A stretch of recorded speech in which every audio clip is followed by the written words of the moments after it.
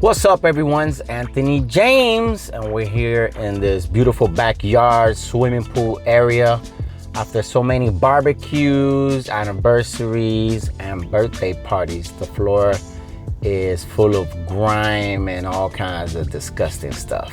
So we're using, of course, our 17-inch Brute and our Stone Creek wet dry vacuum and our magic brush. What's up, Amy? So we're gonna do half of the floor so you can see how the brush performs. The brush comes in different sequences, but I'm only gonna use one brush. And you see, this is for all you play haters out there that think that, oh, the floor looks the same. The floor looks the same. No, the floor doesn't look the same. So that's why I did half of it so you could tell the difference. So now we're gonna continue to do the rest of the floor.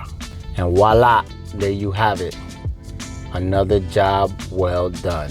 And we used our magic brush. Until next time, my friends, peace.